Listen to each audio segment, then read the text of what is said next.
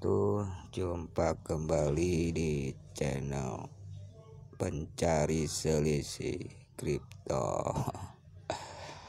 Baik teman-teman yang sedang menyaksikan video ini, ya sedikit ada kenaikan mungkin ya, sedikit lama-lama menjadi down.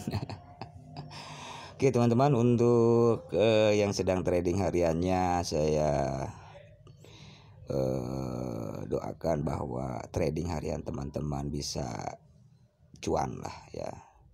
Dan pastinya yang sedang baru melihat channel ini, sedikit saya disclaimer dulu bahwa perdagangan kripto ini yaitu sangat riskan sekali ya teman-teman. Untuk yang baru, yang pertama ya mungkin dampaknya harga fluktuatif ya. Jadi tidak seperti kita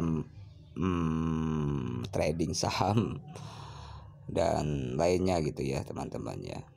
Oke, hari ini tanggal hari Sabtu ya, tanggal 12 Maret ya, tanggal 12 Maret. Kondisi marketnya itu sedikit ada peningkatan ya teman-teman ya dari hari kemarin, bahwa BTC sekarang sudah hijau kopong. Maksud hijau kopong ini gimana ya? Maksudnya kita beli kemarin itu di harga sekian lah ya, hampir 6% penurunannya, lalu sekarang sudah hijau gitu. Nah ini maksudnya hijau kopong itu seperti itulah ya teman-teman ya. Oke teman-teman, apa ya ini ya, untuk kemarin ada berita dari katanya memang kondisi market untuk kripto ini itu ada di salah satu berita itu, katanya sih mau diawasi oleh pihak otoritas untuk mengawasi kripto. Bahkan memang inflasi yang sudah terjadi saat perang Ukraina ini ya, inflasinya di Amerika itu, di US itu katanya kita harus kata Bidennya harus ada yang mengontrol lah. Dan ada kelemahan dan kekurangannya sebetulnya ya teman-temannya untuk kripto ini ya. Dan kalau kita lihat ya di segi pengawasan memang tidak begitu signifikan ya. Kalau kita lihat wallet ya yang kita gunakan dalam kripto ini ya, untuk memvalidasinya itu sebetulnya tidak ada pihak lain ya teman-temannya. Jadi ketika kita akan mengirimkan satu kripto misalnya ya, satu koin, yang memvalidasinya itu sebetulnya mesin-mesin yang ada di dunia ya, seperti contohnya miner lah ya, miner yang memvalidasi transaksi yang kita gunakan gitu ya. Jadi nggak ada pihak ketiga, dan minernya juga sebetulnya dia tidak bisa menghack memvalidasi secepatnya gitu kan. Contohnya misalnya kita menggunakan VPN dan ya sejenisnya lah ya. Tetap yang memvalidasi untuk transaksi kripto inilah yang biasanya kita menggunakan GPU ya, mesin dari miner tersebut gitu. Jadi ketika ada salah satu transaksi yang sedang berlangsung gitu kan, miner inilah yang akan memecahkan sandi tersebut gitu kan. Mesin miner ini seperti ASIC ya, lalu juga perangkat komputer yang sudah dilengkapi dengan memang sudah dibekali dengan yang namanya GPU yang sangat canggih gitu kan ya teman-teman ya. Jadi tidak ada pengontrolan langsung lah, bahkan minernya juga dia tidak bisa mengontrol langsung ke pusat datanya gitu kan, tapi memecahkan sandi-sandinya gitu. Jadi ya sedikit khawatir juga tuh yang pihak-pihak yang mungkin dirugikan ya, yang pihak-pihak mungkin juga diuntungkan ya. Jadi sepertinya untuk market kripto ini ya apa namanya kalau sudah bertentangan dengan ya pemerintah ya, lalu apa namanya tidak ada pengontrolan atau pengawasan, ya mungkin ditekan gitu kan, ditekan untuk penggunaannya ya, terus apalagi dalam pemanfaatannya ya untuk seputar apa namanya pembayaran transaksi lainnya, seperti itulah ya teman-teman.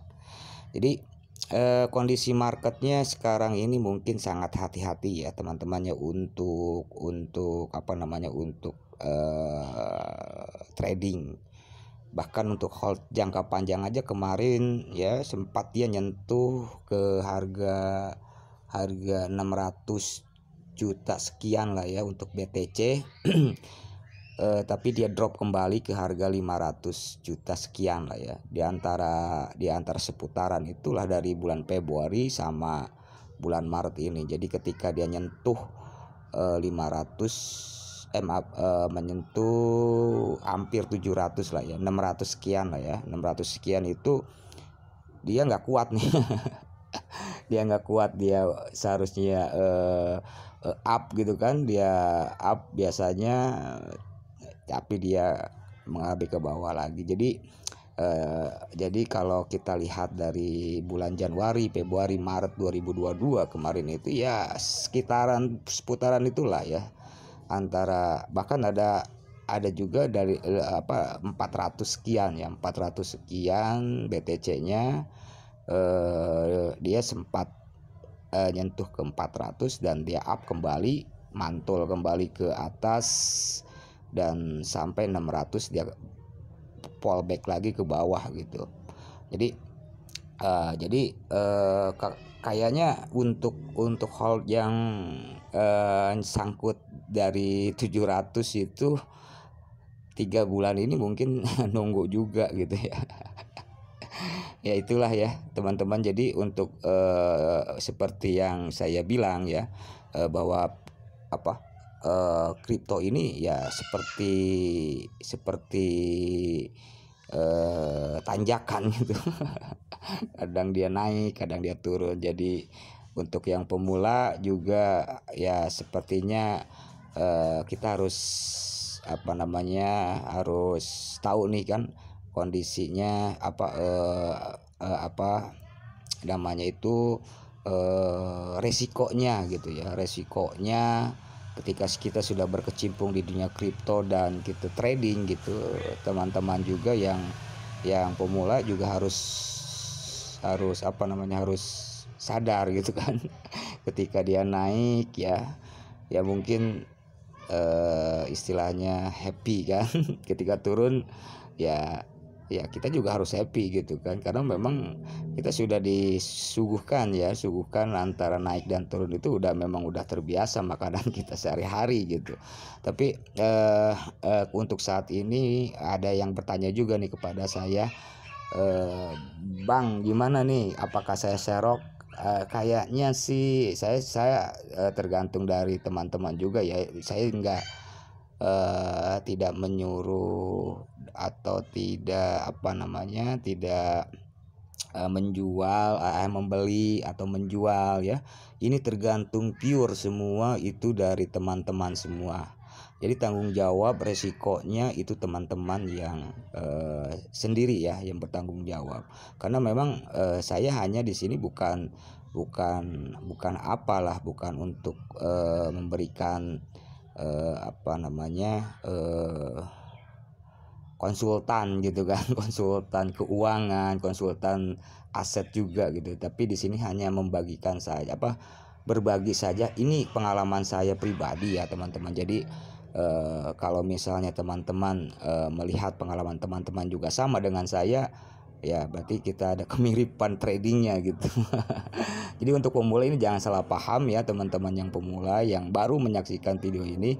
Jadi memang risikonya sangat riskan sekali ya untuk kripto ini. Jadi tergantung dari teman-teman lah yang memutuskan mau jual atau membelinya, itu tergantung teman-teman. Ini disclaimer dulu ya teman-teman, karena memang banyak hal-hal yang di luar sana itu sudah kripto ini sudah istilahnya banyak hal-hal yang negatif gitu ya, yang negatif dari segi investasi bodong mengatasnamakan kripto dan sebagainya lah. Jadi channel ini sebetulnya untuk kita berbagi pengalaman saja ya teman-teman. Ketika kita sama persis seperti yang saya lakukan, ya kita sama-sama duka dan sukanya itu di sinilah. Itu teman-teman ya, untuk melihat candlestick naik ke atas ya mungkin ya syukur alhamdulillah, tapi kalau candlestick ke bawah ya kita sama-sama lah untuk melihat oh kenapa kok bisa saya beli di pucuk ya, saya beli di sini, seperti itulah teman. Nah pertanyaan tadi yang sudah, apakah ini serok bisa untuk serok, maksudnya serok itu kita untuk membeli gitu kan. Kalau sudah harga BTC-nya 561 ya. Ini kan di sini 561 ya teman-teman ya. Jadi penurunannya itu dari kemarin itu 0, berapa ini? 0,11 ya, 0,11 ya. Jadi yang tadi bilang tadi saya di bulan Januari, Februari, Maret itu harganya itu dari kisaran ya paling rendahnya itu 400, 500, 600, dia belum sempat nyentuh ke 700 nih untuk 3 bulan sekarang gitu ya. Jadi sekisaran seperti itulah, 600 sekian ya, 500 sekian, terus ke bawah lagi. Bahkan kemarin itu udah 7% ya, 7% penurunannya ya, dari harga 600 itu sampai 7% penurun. Tapi untuk BTC yang saya lihat ya teman-teman, yang saya lihat gitu ya dari trading lihat dari penggerakannya itu sebetulnya BTC itu enggak sampai penurunannya itu stucknya itu pasti di 10% ya, stucknya dari tahun 2021 itu dia kalau dia penurunan gitu ya, down gitu kan, dia stucknya itu di 10% dan 10% stuck di 10%, lalu dia langsung up kembali ke atas gitu. Jadi mungkin itulah ya video kali ini yang bisa saya bagikan ya. Kalau saya bilang kalau saya serok sekarang kan saya juga salah nantinya gitu kan ya teman-teman. Jadi ini tergantung dari teman-teman ya.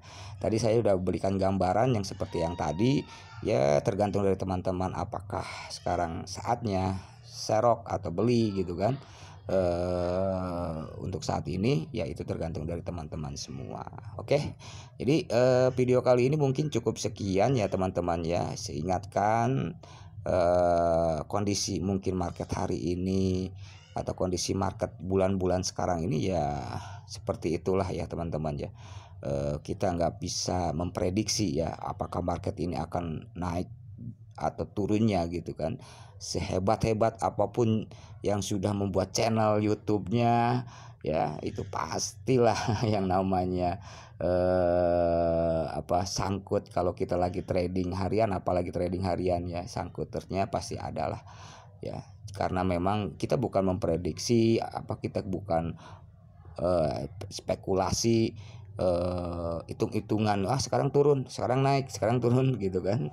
Jadi itu namanya judi juga teman-teman. Jadi kalau kita lihat oh iya pasaran hari ini, pasaran bulan sekarang ini dia pasarannya di harga berapa ya, lalu kalau kita lihat ke 3 bulannya oh berarti dirata-ratakan, berarti dia nyentuhnya itu di harga berapa ya, seperti seperti buah-buahan lah, seperti buah-buahan ketika dia hari ini itu musimnya duren ya, durennya agak sedikit naik, tapi sedikit harganya murah lah mungkin ya. Tapi ketika sekarang ini bukan musim duren, ya mungkin harganya akan lonjak.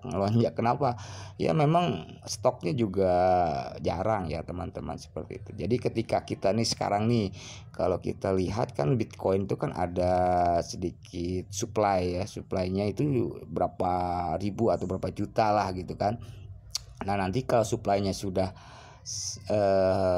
bulan sekarang dia memang stoknya sudah habis dan sudah menipis, lalu ya seperti paus-paus itu kan pastinya dia pengen beli murah tuh.